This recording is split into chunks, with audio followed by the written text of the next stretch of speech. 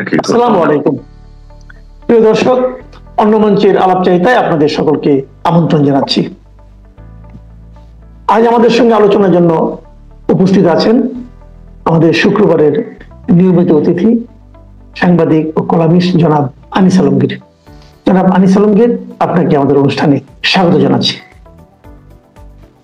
জনাব আনিস আলমগীর, আপনি খেয়াল করেছেন কতগুলি বিষয়। এই যে দীর্ঘদিন ধরে যে একটা সংস্কার কার্যক্রম চললো, শেষ পর্যায়ে এসে জাতীয় ঐক্যমত্য কমিশন গঠন হলো এবং সেখানে অনেকের সঙ্গে তারা আলোচনা করলেন, বসলেন, চা বিস্কুট খেলেন, অনেক কিছু, অনেকে নোট অফ ডিসেন্ট, কত কিছু হলো।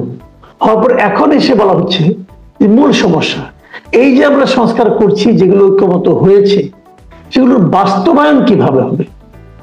এখন যদি বাস্তবায়ন না হয়, কেউ কেউ ভাবছে তাহলে তো বাস্তবায়ন কখনোই হবে না। আবার কেউ কেউ বলছে নতুন সরকার এসে তারা 2 বছরের মধ্যে বাস্তবায়ন করবেন।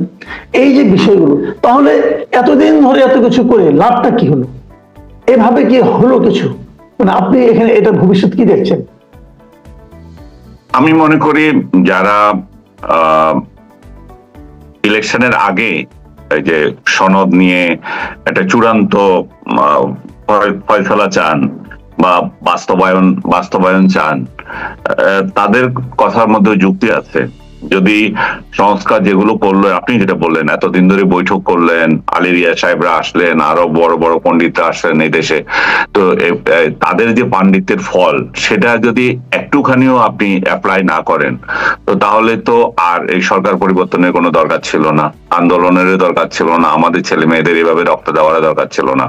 তো জামাত সহ যারা দাবি করছে বিভিন্ন ইস্যুজে, আমার মনে হয় যে তাদের অনেক দাবি যৌক্তিক আছে। আবার সবকিছুই যে এখনই মেনে নিতে হবে সেটা না। আসলে তো এটাও সত্য, সংস্কার তো একটা চলমান প্রক্রিয়া। এই প্রক্রিয়া যখন যেটা দরকার হয় সেটা হবে।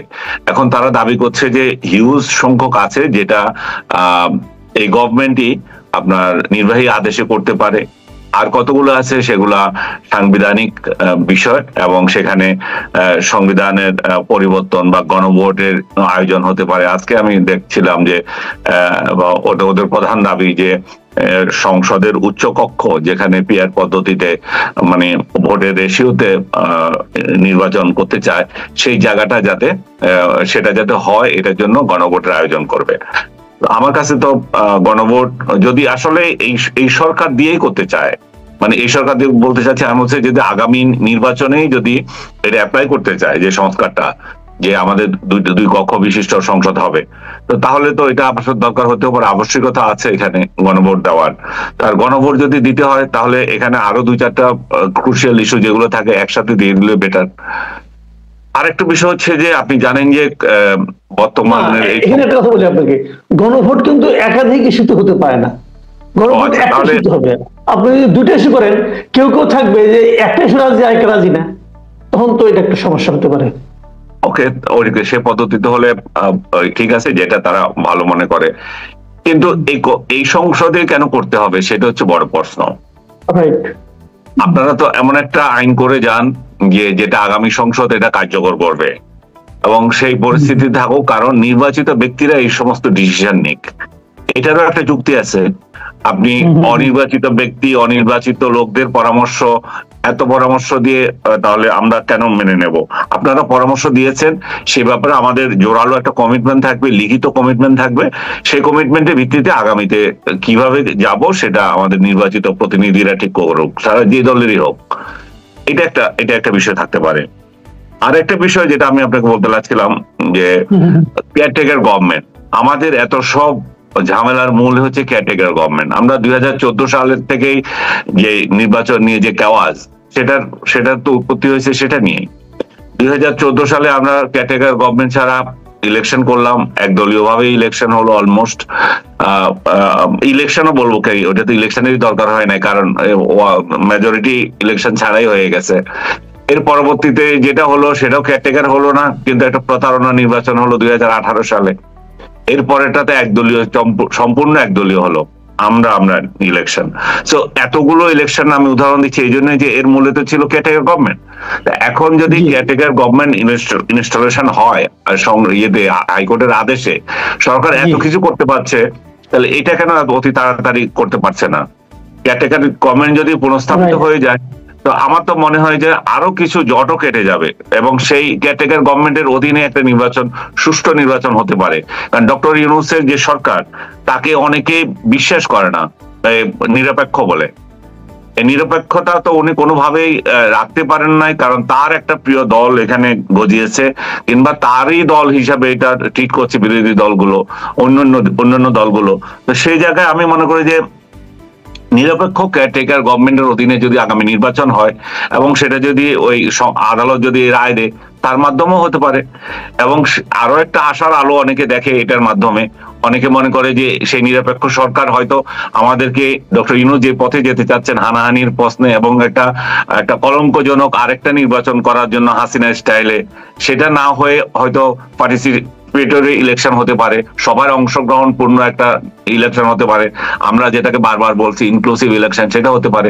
তো সবার অংশগ্রহণপূর্ণ একটা নির্বাচন হয়তো কেয়ারটেকার গভর্নমেন্ট ওটা দিতেও পারে। কারণ আমাদের অতীতের কেয়ারটেকার গভর্নমেন্ট গুলো দেখেন, কিন্তু এই যত ইলেকশন করেছে গণ অভ্যুত্থানের পরেও, ইভেন 90 সালে যেটা হয়েছে, সেটাও যে পরাজিত প্রার্থী যারা ছিল জাতীয় পার্টি, তাদেরকে নিয়ে হয়েছে। তো তাহলে এখন কেন সম্ভব না?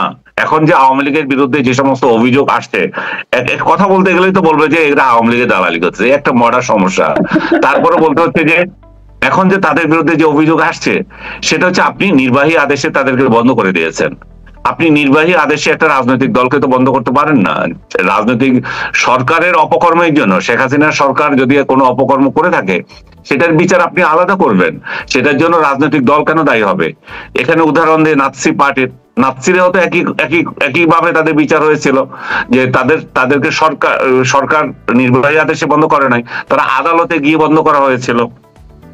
এবং নাৎসি অনেক বিখ্যাত, নাৎসির যে বিলিভ করতে অনেক, তার মধ্যে একটা কোল্ড ওয়ালহেম, যে আমার পুরো নামটা ঠিক মতো উচ্চারণ হচ্ছে কিনা জানি না আপনার, হ্যাঁ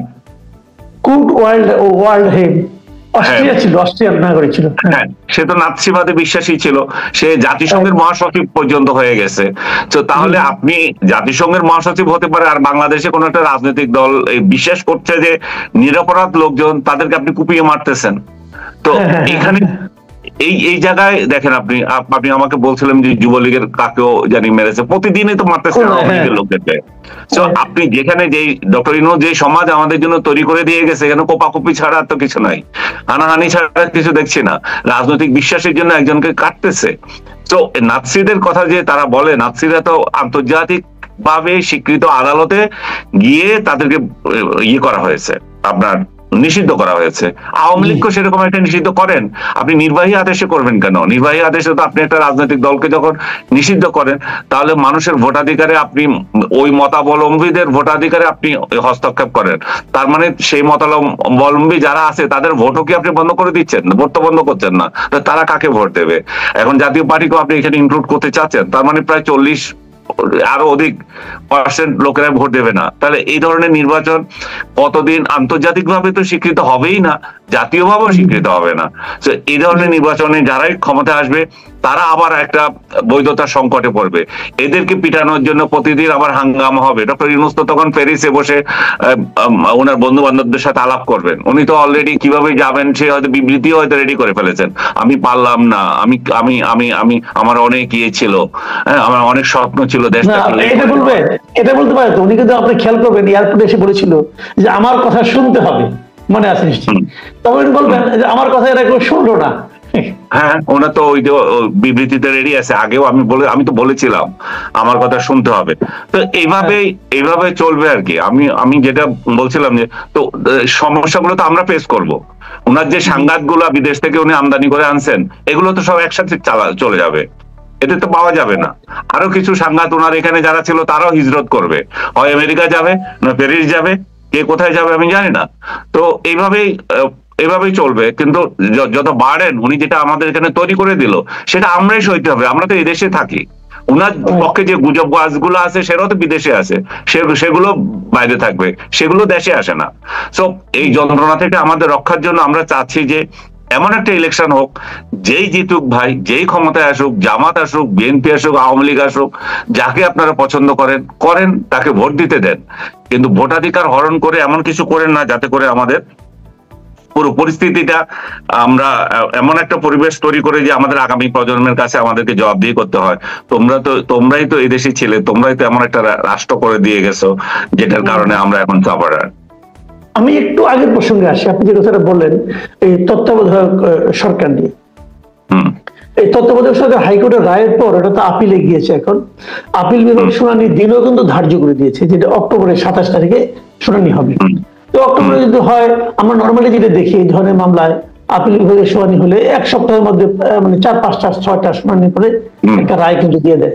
হাইপোথেটিক্যালি ধরেন যেহেতু হাইকোর্টে এটা আপিল বিভাগ থেকে তত্ত্বাবধায়ক সরকার আবার নতুন করে পুনর্বহালের কথা বলা হচ্ছে, যদি এটা হয়ে যায়, যদি নভেম্বরে হয়ে যায়, তাহলে তো তত্ত্বাবধায়ক সরকারের অধীনে নির্বাচন হতে হবে। তাহলে সেক্ষেত্রে এই ডক্টর ইউনূসের অন্তর্বর্তীকালীন সরকারের আপনার নিয়তি কি দাঁড়াবে? ও যেটা বললাম, বিবৃতি দিয়ে যাবে এবং বলবে ঠিক আছে এখন যেহেতু আমাদের মহামান্য আদালত একটা রায় দিয়েছে, এই সরকারের অধীনে হতে পারে। উনি যদি শান্তিপূর্ণ ট্রানজিশন চান, ওনার চেলারা যদি চায় যে সত্যিকার অর্থে আমরা চাই যে দেশটা শান্তিতে থাকুক, তাহলে কি সে কেয়ারটেকার গভর্নমেন্টকে দায়িত্ব দিতে পারে। এটা তো শান্তিপূর্ণ ভাবে হতে পারে, এখানে তো কোনো অশান্তির কিছু নাই। উনি তো এমন না যে আমি নির্বাচিত সরকার, আমিই থাকতে হবে। উনি তো অন্তর্বর্তীকালীন সরকার। অন্তর্বর্তী মানে কি, সংবিধান দেশ যাকে চায় তাকে দিয়ে যাবে। তাহলে আমরা এটুকু, এই যে ঘটনাগুলো ধরেন যদি নভেম্বরে এটা হয়, তাহলে নতুন অন্তর্বর্তীকালীন সরকার, তত্ত্বাবধায়ক সরকার আসলে, তাহলে সব মিলিয়ে কি দাঁড়ায়? ফেব্রুয়ারিতে কি ইলেকশন দেখছেন আপনি? আমি ফেব্রুয়ারিতে ইলেকশন দেখি। এই ব্যাপারে আমি খুব অ্যাডামেন্ট। আমি মনে করি যে রাজনৈতিক দলগুলোকে আমরা যেগুলো বলছি যে না ওরও নির্বাচন চায় না, আমার মনে হয় যে ওদের একটা উপলব্ধি হয়েছে যে স্বপ্ন ডক্টর ইউনূসকে নিয়ে তারা দেখেছে, সেটা মব কালচারে ধ্বংস করে দিয়েছে ডক্টর ইউনূস। ঘরে ঘরে প্রতিহিংসার জন্ম দিয়েছে। ওরা যতই বলুক আওয়ামী লীগ অস্তিত্ব নাই, কিন্তু ওদের এই ভয় রয়ে গেছে যে কখন তারাও এটা শিকার হয়। কারণ আওয়ামী লীগ তো ঘরে ঘরে আছে, আওয়ামী লীগ তো মরে যায় নাই। একটা দেশে এগুলো তো পাকিস্তান হয়ে যায়, একটা দেশ ভাগ হয়ে যায় নাই যে আপনি আরেক দেশে পাঠিয়ে দিয়েছেন। তারা তো এই দেশে আছে।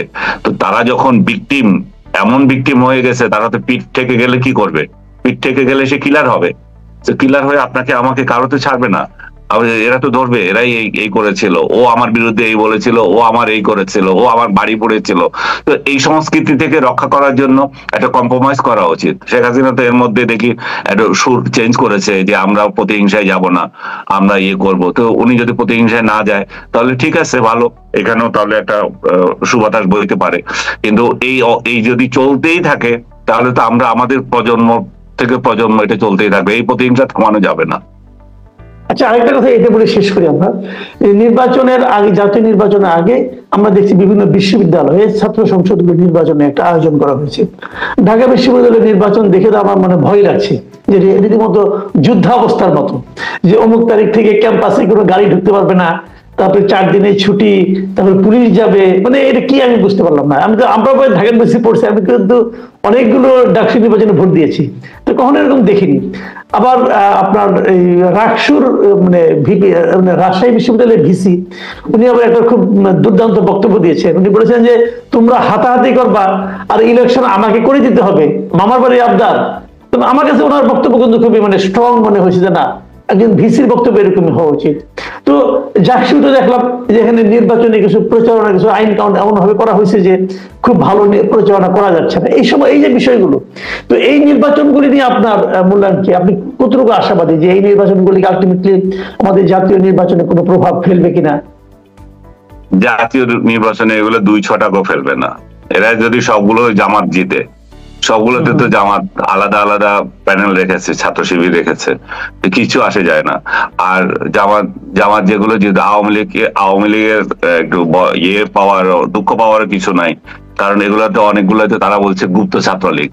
তো এরা মানে প্রকাশ্য ছাত্রলীগ গুলা বিদায়ের পর গুপ্ত ছাত্রলীগরা জমবে। এই গুপ্ত ছাত্রলীগ কেমনি হয়েছে? ওরাই তো দিছিল, ওদের নেতারাই তো এদেরকে গুপ্ত গুলোকে নেতা বানাইছে। সে গুপ্ত ছাত্রলীগ যদি জিতে, আর এত মানে মানে মানে ফান করে বলছে আর কি, এত হওয়ার হতাশ হওয়ার তো কিছু নাই। সো আমি মনে করি যে জাতীয় রাজনীতিতে এদের বড় ধরনের কোনো প্রভাব হবে না। আর সেকেন্ড হচ্ছে যে এই ইলেকশন যেভাবে হচ্ছে, এই যে পরিবেশ, আপনি আমাদের অনেক আগে পাশ করেছেন, আমাদের কালেও তো আমরা দেখেছি যে সুলতান মনসুর বা ইয়েদের মানে আমান ভাইদের যে ইলেকশন হলো, সেগুলো এত নাইস অ্যাটমসফিয়ার ছিল, এখানে তো কখনো গন্ডগোল হয় নাই। উত্তেজনা ছিল, উত্তেজনা তো সবসময় থাকবে, কিন্তু সেটা এমন পর্যায়ে যায় নাই যে ইয়ে ডাকতে হবে, আর্মি ডাকতে হয় বা আর্মি ডাকার জন্য আবেদন করতে হয়, আইন শৃঙ্খলা পরিস্থিতি নিয়ে উদ্বেগ প্রকাশ করতে হয়।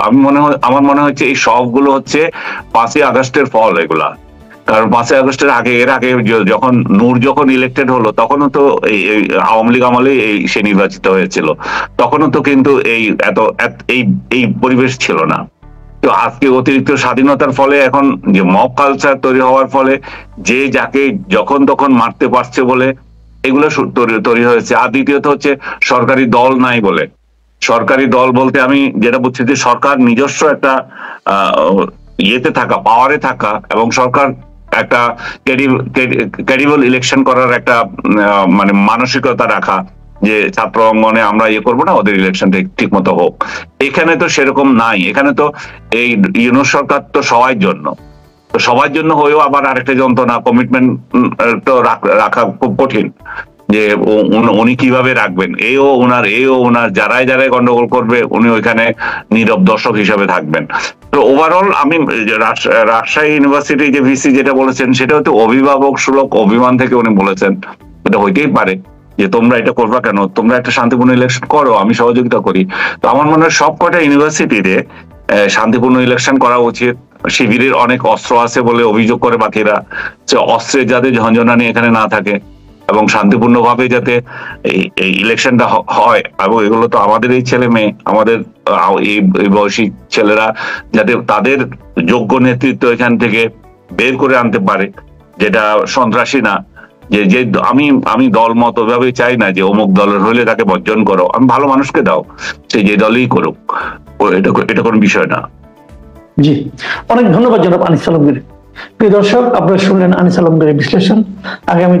আগামী শুক্রবার আমরা আবারও তোমার সঙ্গে মিলিত হব। ততক্ষণ পর্যন্ত ভালো থাকবেন। আল্লাহ হাফেজ।